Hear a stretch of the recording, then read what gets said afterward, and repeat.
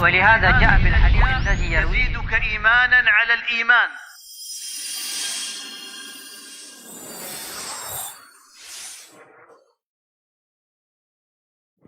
Bismillahirrahmanirrahim. Alhamdulillahi rabbil alamin. Wassalatu wassalamu ala ashrafil anbiya'i wal mursalin, Nabiina Muhammadin wa ala alihi wa ashabihi ajma'in. Amma ba'd. Allahumma 'allimna ma yanfa'una wanfa'na bima 'allamtana wa zidna ilma. Kaum muslimin, kaum muslimat rahimani wa rahimakumullah.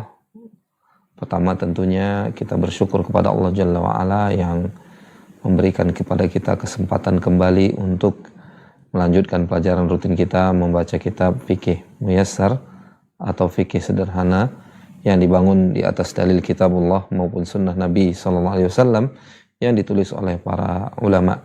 Kemudian salawat dan salam semoga senantiasa tercurahkan kepada Nabi kita Muhammad SAW. Hadirin hadirat rahimani wa rahimakumullah, pada kesempatan yang mulia ini setelah off cukup lama di sepanjang Ramadan dan juga disusul oleh Idul Fitr, kembali kita lanjutkan pelajaran kita yang tersisa dari bab al-at'imah, yaitu fikih praktis atau sederhana seputar makanan. Kita akan mulai kembali di masalah yang keempat di bawah bab al-at'imah ini, tepatnya di halaman 636 dari kitab terjemahan. Penulis rahimahumullah mengatakan al-mas'alatur rabi'ah, adapun masalah yang keempat atau bagian yang keempat, ma sakata anhu syari'u, yaitu makanan yang didiamkan ketetapannya oleh syari', peletak syariat. Masa kata anhu syari'u walam yarid nassun bitahrimihi fahuwa halal li'anna al-asla fil asya'i al-ibahah. Nah, ini perlu kita garis bawahi. Apa yang didiamkan oleh peletak syariat atau yang tidak ada nas mengharamkannya, maka makanan tersebut hukumnya halal. Ada sebuah kaidah ya yang mengatakan li'annal asla atau al-aslu fil asya'i al-ibahah. Dalam bahasa penulis di sini ini juga merupakan dalil ya. Karena pada asalnya sesuatu itu hukumnya adalah al-ibahah, mubah, boleh. Kalau kita bawa kepada makanan yang tidak dilarang, tidak diharamkan oleh syariat, maka hukum asalnya adalah makanan itu halal.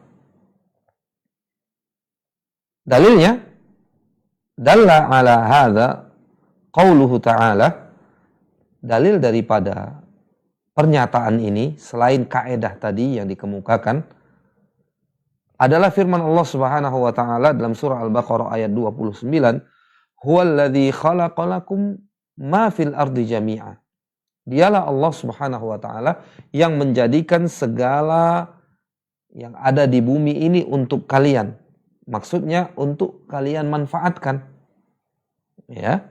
Segala yang ada di bumi ini kalau kita bawakan kepada makanan itu boleh untuk kita manfaatkan kalau tidak ada dalil yang mengharamkan makanan itu. Kemudian dalil yang berikutnya adalah hadis Abi Darda radhiyallahu taala anhu anna Rasulullah sallallahu alaihi wasallam qala ma ahallallahu fi kitabihi fahuwa halal wa ma harrama fahuwa haram wa ma sakata anhu fahuwa afu faqbalu minallahi afiyatahu fa innallaha lam yakun liyansa syai'an wa ta'ala wa ma kana rabbuka nasiya. Kemudian dalil yang berikutnya yang menyatakan bahwa makanan adalah hukum asalnya adalah halal, mubah. Kalau kita bawakan kepada makanan, sebenarnya kaedah tadi umum, al-aslu fil asya'i al-ibahah. Hukum asal sesuatu itu adalah mubah. Kalau kita bawakan kepada makanan sekali lagi, maka hukum sebuah makanan pada asalnya adalah mubah. Kalau tidak ada dalil yang mengharamkan makanan tersebut. Dalil Qur'annya telah dikemukakan tadi, Al-Baqarah ayat 29, kemudian juga hadis Abi Darda radhiyallahu taala anhu yang kita bacakan tadi, yang artinya adalah bahwa Rasulullah SAW bersabda, apa yang Allah halalkan dalam kitabnya, dalam Al-Quranul Karim, maka ia adalah halal. Apa yang Allah haramkan, maka ia adalah haram. Dan apa yang Allah diamkan, nah ini perlu kita garis bawahi. Di sini letak syahidnya. Di sini letak hadis ini punya korelasi dengan masalah yang kita sedang bahas. Ya.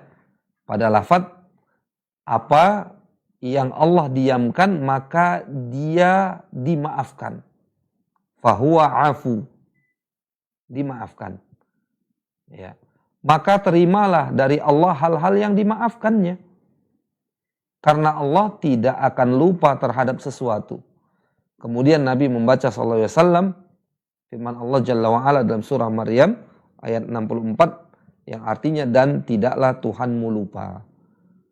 Ya, apa yang didiamkan syariat tidak dinyatakan haram untuk dikonsumsi, maka makanan tersebut halal, mubah. Sangat banyak sekali ya apa yang tidak disebutkan hukumnya haram oleh syariat.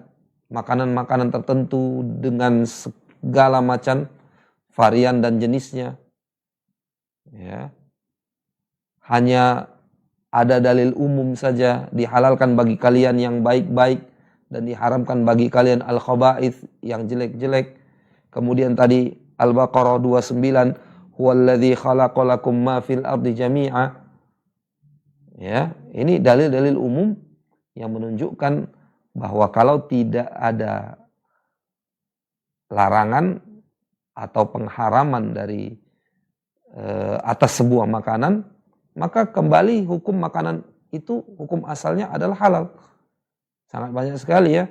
Seperti apel, umpamanya jeruk, kalau di negeri kita ini ada tahu, ada tempe, dan seterusnya. Yang tidak disebutkan satu persatu oleh nas bahwa ini adalah halal atau ini adalah haram. Maka kalau tidak disebutkan pengharamannya, ini perlu kita garis bawahi. Kalau tidak disebutkan pengharamannya, bahasa penulis tadi, walam yarid nasun bitahrimi. Kalau tidak ada nas, baik itu ayat Al-Quranul Karim maupun hadis Nabi Sallallahu Alaihi Wasallam yang memvonis, menghukumi bahwa makanan ini haram, maka makanan ini kembali ke hukum asalnya, yaitu hukum asalnya adalah al-ibaha atau mubah, halal. Nah, kemudian ahibati fillah rahimani wa rahimakumullah, kita masuk kepada al-mas'alatul khamisah, masalah yang kelima, ma yakrahu akluhu, yaitu pembahasan makanan yang makruh untuk dimakan, atau ma yukrahu akluhu, makanan yang makruh hukumnya untuk dimakan. Yukrahu aklul basal wathum wa makana fi ma'nahima mimma lahu raihatun kariha kal kurrathi wal fijl wala siyama inda huduri al masajidi wa ghairiha min majami'idz dzikri wal ibadah. Ya, nah ini perlu untuk kita perhatikan. Walau tidak sampai ke derajat haram, tetapi ini perlu diperhatikan karena memang cukup mengganggu. Ya, makruh memakan bawang merah mentah dan juga bawang putih mentah. Dan apa yang semisal dengan keduanya yang memiliki bau yang tidak sedap. Kita perlu garis bawahi. Apa yang semisal dengan bawang merah dan bawang putih mentah yang memiliki bau yang tidak sedap, walaupun itu hukumnya halal untuk dimakan. Tetapi karena baunya tidak sedap tersebut, dia mengambil hukum bawang merah dan bawang mentah. Bawang merah dan bawang putih mentah, maaf. Seperti kata penulis di sini kal qurrathi wal fijl, yang diterjemahkan dengan seperti bawang bombay dan juga loba. Ya. Nah, larangan itu semakin dimakruhkan karena di sini berbicara tentang makanan yang makruh untuk dimakan. Itu semakin bersangatan larangannya jika memakannya sesaat sebelum menghadiri datang ke masjid atau ke tempat lainnya yang merupakan tempat orang berkumpul untuk berzikir dan beribadah. Ya. Kenapa dilarang? Pertama, tentunya kita bawakan dalilnya, kita baca dalilnya apa yang dibawakan oleh penulis di sini. Li hadithi Jabir radhiyallahu anhu anna Rasulullah sallallahu alaihi wasallam qala man akala min hadhihi syajarah al-muntinati fala yaqrabanna masjidana fa innal malaikata tata'adza mimma yata'adza minhul ins. Hadis riwayat Al-Imam Al-Bukhari dan Muslim. Hadis Jabir ibn Abdullah radhiyallahu taala anhuma, Rasulullah sallallahu alaihi wasallam bersabda, barang siapa yang memakan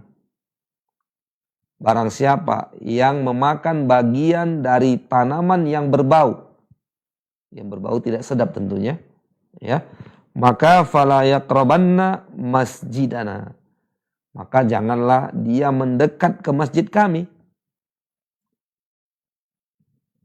Kenapa dilarang mendekat ke masjid tempat sholat?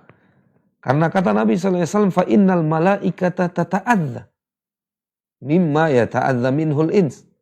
Karena malaikat itu tersakiti. Karena sesungguhnya malaikat itu tersakiti, merasa terganggu dari apa yang manusia merasa terganggu darinya. Jadi ilahnya atau alasannya kenapa benda-benda tadi ya dilarang untuk dimakan saat mentah, dalam hal ini makruh hukumnya, terlebih lagi ketika hendak datang ke masjid atau ke tempat yang manusia berkumpul di sana beribadah kepada Allah Subhanahu wa taala, baik berzikir maupun ibadah lainnya seperti menghadiri majelis ilmu dan yang semisalnya. Ya. Kemudian kata penulis yakni syajarat athum, yang dimaksud ya adalah pohon bawang putih. Ya, dalam hadis tadi yang dimaksud adalah pohon bawang putih. Kemudian dalam riwayat lain hatta yadhhaba rihuha, dilarang untuk mendekat ke masjid sampai hilang baunya. Bau makan yang berbau tadi seperti bawang putih atau bawang merah mentah, sampai hilang baunya baru boleh dia kembali dipersilahkan, diperkenankan, diizinkan untuk masuk ke masjid. Fa in tabakha aw tubikha hataini al-baqlatain, ya, hatta yadhhaba rihuhuma fala ba'sa bi aklihima. Ini perlu digarisbawahi juga. Ya. Sampai dimasak kedua benda tersebut seperti bawang merah yang mentah atau bawang putih yang mentah atau kurroth tadi dan fijl, bawang bombay ataupun loba, sampai dimasak, ya, maka setelah dimasak dan dipastikan baunya hilang, fala ba'sa bi aklihima, maka tidak ada masalah untuk memakannya, mengkonsumsinya, karena sudah dipastikan baunya telah hilang, ya. Ya, memang ini terbukti, hadirin rahimani wa rahimakumullah.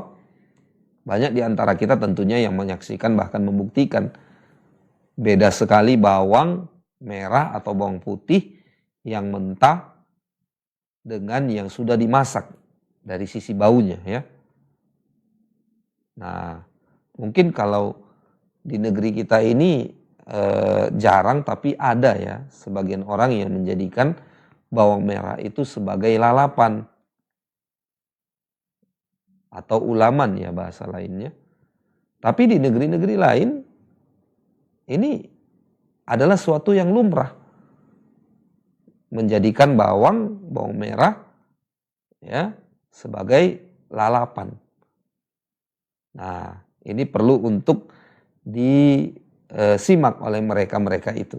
Bahkan oleh kita semua. Jangan sampai kita menyakiti orang lain dan juga malaikat tersakiti. Itu memang sangat bau ya, apalagi kalau ketika dia bersendawa. Nah, itu luar biasa. Mungkin radius 1 meter sekelilingnya akan mencium bau yang tidak sedap. Bayangkan bawang merah yang mentah dimakan, lalu masuk ke dalam perut, keluar udaranya dari dalam perut. Itu sangat mengganggu tentunya. Ya. Baik. Kalau dimasak sampai hilang baunya, maka kata penulis fala ba'sa bi aklihima, tidak ada masalah untuk memakannya.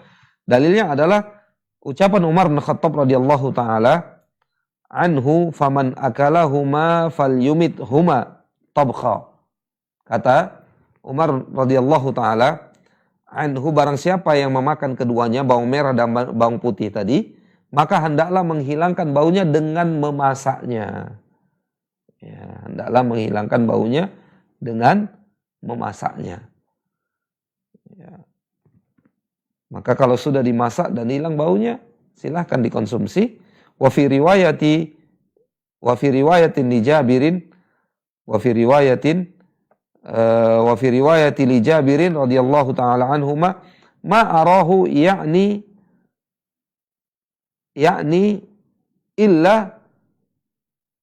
illa nai'ah atau ni'ah.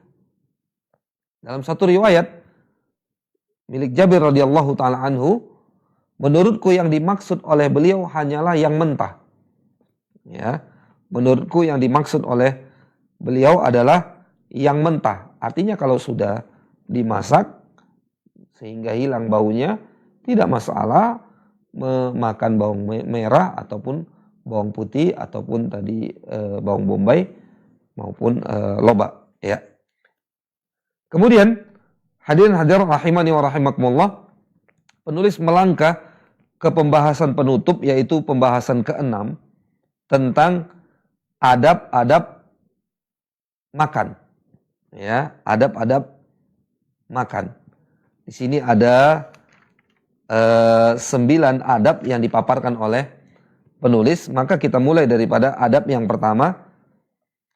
Kata penulis di sini, al-mas'alatus sadisatu adabu al-akli. Adapun masalah yang ke-6 atau bagian yang ke-6 adalah adab di dalam makan atau adab-adab makan. Nah, kalau kita lihat dari 9 adab yang dipaparkan oleh penulis di dalam bahasan ini, maka ada adab yang hukumnya wajib, ada adab yang hanya sekedar hukumnya mustahab, tidak sampai ke derajat wajib. Oleh karena itu, pembahasan ini dimasukkan di dalam pembahasan fikih, tidak dalam pembahasan adab semata, karena memang ada hukum di sini. Ya, ada hukum yang wajib, ada yang mustahab. Nanti kita akan lihat mana adab yang hukumnya wajib dan mana adab yang hukumnya mustahab. Tidak sampai kepada derajat wajib. Baik, kita mulai dari yang pertama, yakni at-tasmiyah. Sebelumnya penulis mengatakan lil akli adabun yanbaghi al-hirs 'alaiha. Yanbaghi al-hirsu 'alaiha. Dalam makan memiliki adab-adab yang patut untuk dijaga. Wahya antara lain, yaitu yang pertama adalah at-tasmiyatu 'inda ibtida'il akl. membaca tasmiyah, yakni lafaz bismillah. Karena lafaz bismillahirrahmanirrahim itu disebut dengan basmalah. Yang dibahas penulis di sini adalah at-tasmiyah. Maka at-tasmiyah itu artinya adalah bismillah saja. Lafadznya hanya bismillah. Nah, jadi at-tasmiyatu 'inda ibtida'il akal. Ini perlu kita garis bawahi supaya kita paham. Bahkan mungkin sebagian dari kita sudah biasa ya sebelum makan itu membaca basmalah. Yang lafadznya adalah komplit bismillahirrahmanirrahim. Maka yang dituntun oleh dalil, sebagaimana nanti kita akan bacakan dalilnya, adalah yang diminta adalah tasmiyah saja, yaitu lafaz bismillah saja. Sebagaimana nanti dalilnya akan kita bacakan bi'idnillahi jalla wa'ala. Dalilnya adalah hadis Umar ibn Abi Salamah radhiyallahu taala anhu qala kuntu ghulaman fi hijri Rasulillah sallallahu alaihi wasallam wa kanat yadi tabtishu atau wa kanat yadi tatishu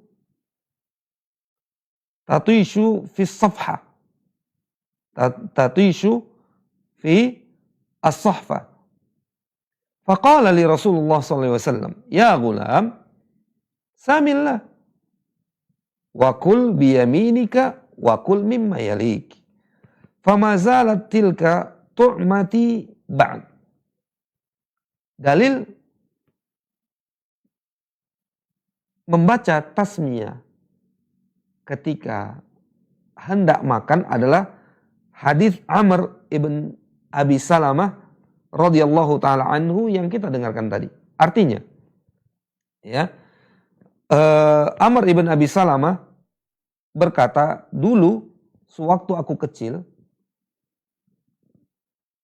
kuntu ghulaman fi hijri Rasulillah sallallahu alaihi wasallam. Dulu sewaktu aku kecil, ketika aku masih anak-anak yang saat itu berada dalam pengasuhan Rasulullah sallallahu alaihi wasallam, wa kanat yadi tatishu fi sahfah. Ketika makan, tanganku bergerak ke sana kemari menjelajahi nampan. Maka melihat aku demikian, Rasulullah SAW berkata kepadaku, ya ghulam, samillah. Wahai anak kecil, maka bertasmiyahlah kamu sebelum makan. Tasmiyah tadi apa? Ucapan bismillah. Ya, ucapan bismillah.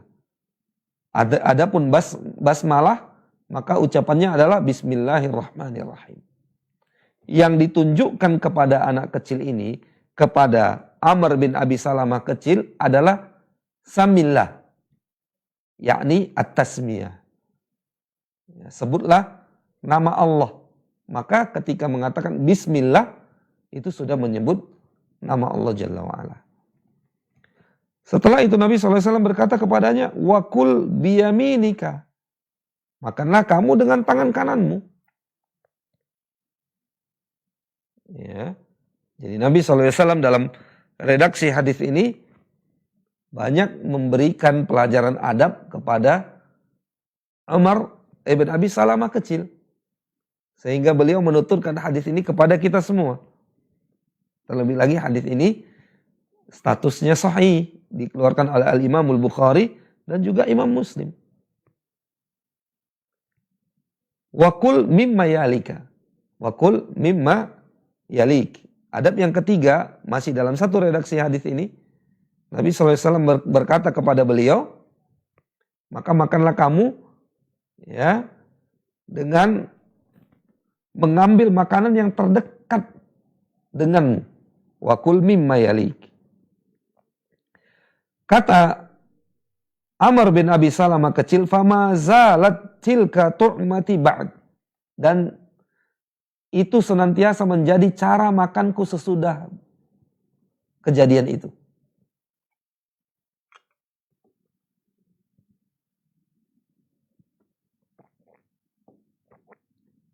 Kaum muslimin, kaum muslimat rahimani wa rahmakumullah. Ini 3 adab sekaligus yang diajarkan oleh Rasulullah SAW kepada Umar bin Abi Salamah.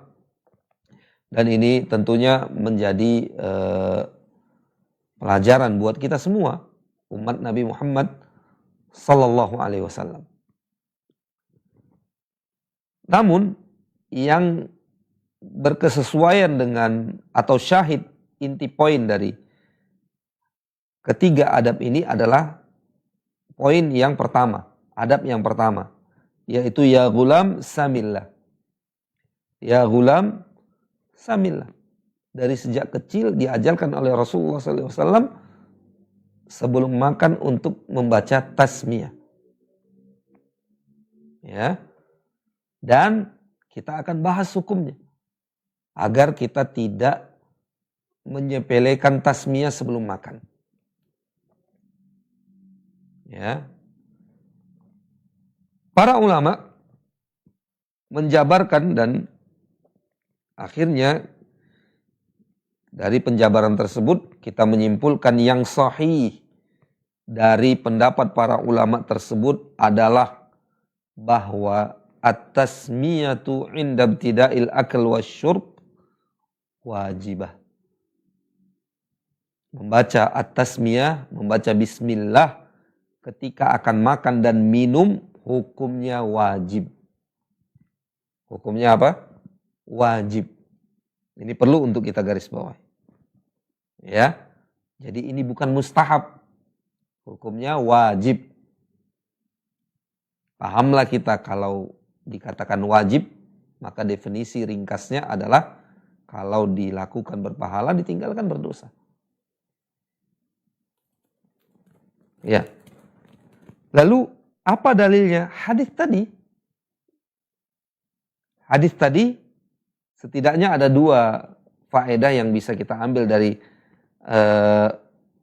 lafadz ya gulam samillah, dari lafadz Nabi SAW, wahai anak kecil, makanlah dengan membaca tasmiyah sebelum makan. Bacalah tasmiyah olehmu sebelum makan. Ya, ada 2 faedah yang bisa kita ambil. Pertama, lafadz doa sebelum makan itu adalah hanya tasmiyah saja. Hanya at-tasmiyah saja. Hanya lafadz bismillah saja. Yang kedua, hukum membaca at-tasmiyah itu sebelum makan dan minum adalah wajib. Dalilnya hadis itu sendiri. Karena Nabi SAW dalam redaksi ini berkata untuk memerintahkan samillah. Ini adalah kata perintah. Bertasmiyahlah kamu sebelum makan. Hukum asal perintah, kata para ulama, adalah wajib sampai datang dalil yang memalingkannya kepada selain hukum wajib. Dan dalil yang memalingkan itu tidak ada. Ya. Maka kembali kepada hukum asalnya, bahwa hukum asal perintah, hukum asal sebuah perintah itu menunjukkan kepada arah wajib. Ya. Nah, kemudian dalil-dalil lain yang tidak kita kemukakan tentunya pada kesempatan yang berbahagia ini, karena akan panjang ya nantinya. Dan yang kita bahas adalah fikih sederhana yang intinya lafadz tasmiyah tadi sebelum makan dan minum, dan hukumnya adalah wajib. Yang berikutnya, siapa yang lupa untuk bertasmiyah sebelum makan dan minum, maka apa yang harus dia lakukan ketika dia ingat? Maka ucapkanlah bismillahi awwalahu wa akhirahu. Sebagaimana itu tertera dalam hadis Nabi Sallallahu Alaihi Wasallam. Ini adab yang pertama. Hibati fillah rahimani wa rahimakumullah. Adab yang kedua adalah al-aklu bil yamin. Makan dengan tangan kanan. Makan dengan tangan kanan. Ya. Apa dalilnya? Al-hadits as-sabiq. Hadis yang kita bacakan tadi dari Umar ibn Abi Salamah yang dikeluarkan oleh Imam Al-Bukhari dan juga Imam Muslim. Yang tadi kita katakan ada 3 adab sekaligus yang diajarkan oleh Nabi SAW dalam satu redaksi hadis ini. Ya, al-aklu bil yamin, karena di sana juga sama ada lafaz perintah, wa kul biyaminik. Dan makanlah kamu dengan menggunakan tangan kanan. Dan masih ada juga dalil yang lain, antara lain adalah Nabi SAW mengatakan kul biyaminika, ya, fa inna syaitana ya'kulu bishimalihi. Idza akala ahadukum falyakul biyaminihi. Apabila salah seorang di antara kalian hendak makan, maka makanlah dia dengan tangan kanannya. Fa inna syaitana ya'kulu bishimalihi. Karena sesungguhnya syaitan itu makan dengan tangan kirinya. Idza akala ahadukum falyakul biyaminihi atau kama qala sallallahu alaihi wasallam. Fa inna syaitana ya'kulu bishimalihi. Makanlah dengan tangan kanan karena sesungguhnya syaitan itu makan dengan tangan kiri, dan kita diperintahkan untuk selalu menyelisihi perbuatan syaitan. Ya. Ini soal makan dan minum. Demikian juga minum harus menggunakan tangan kanan. Fa inna syaitana ya'kulu wa yashrabu bishimalihi. Karena sesungguhnya syaitan makan dan minum dengan tangan kirinya. Ya. Maka kita diperintahkan untuk makan dan minum dengan tangan kanan agar kita menyelisihi perbuatan syaitan. Hadirin hadirat rahimani wa rahimakumullah. Apa tadi kita sudah bahas ya? Ini wajib menggunakan tangan kanan pada saat akan makan dan minum, hukumnya wajib. Ya. Hukumnya wajib karena dalil hadis tadi. Dan juga hadis itu redaksinya perintah. Nabi SAW mengatakan, wakul biyaminika. Makanlah kamu dengan tangan kananmu. Ini perintah. Hukum asal perintah adalah wajib sampai ada dalil yang memalingkan dari wajib tersebut kepada selainnya. Dan tidak ada dalil itu. Maka kembali kepada hukum asal perintah tersebut. Alias makan dengan tangan kanan hukumnya wajib menurut pendapat yang paling sahih di kalangan para ulama. Nah, ini perlu kita perhatikan karena di luar sana masih banyak kaum muslimin, kaum muslimat yang sangat cuek dengan adab wajib satu ini. Mereka makan, mereka minum dengan tangan kirinya seakan tidak ada masalah. Bahkan hanya karena tangan kanan memegang makanan, tidak menyentuh gelas dengan alasan gelasnya nanti kotor. Padahal setelah dia gunakan tak ada juga orang lain menggunakan gelas itu. Alias gelas itu juga akan dicuci setelah digunakannya. Lalu apa yang membuat sungkan untuk mengangkat gelas tersebut dengan tangan kanan sehingga harus dengan tangan kiri? Sebagian orang juga makan, kadangkala makan sesuatu gorengan umpamanya ya, atau snack yang lain. Nah, satunya di tangan kanan, satunya di tangan kiri. Gorengannya di tangan kanan, cabai atau sausnya di tangan kiri. Makan tangan kanan kiri. Nah, ini tentunya melanggar adab yang dituntunkan, dicontohkan oleh Nabi SAW kepada Umar ibn Abi Salamah kecil. Dan ternyata pendapat yang paling rajih, yang paling kuat dari pendapat para ulama tentang makan dengan tangan kanan ini adalah hukumnya wajib. Ya, maka ini perlu untuk kita perhatikan agar jangan kita ternyata pada saat makan dan minum menggunakan tangan kiri, disitulah kita menikmati rezeki Allah sambil mengukir dosa-dosa. Sambil mengukir dosa-dosa. Subhanallah ya. Ini tentunya pemandangan yang sangat tidak pantas. Pada saat kita menikmati rezeki Allah berupa makanan dan minuman, kita nikmati, pada saat itu pula kita mendurhakai Allah Jalla wa'ala. Melanggar syariatnya yang dicontohkan oleh Rasulullah SAW. Pada saat itu kita mengukir dosa untuk kita sendiri.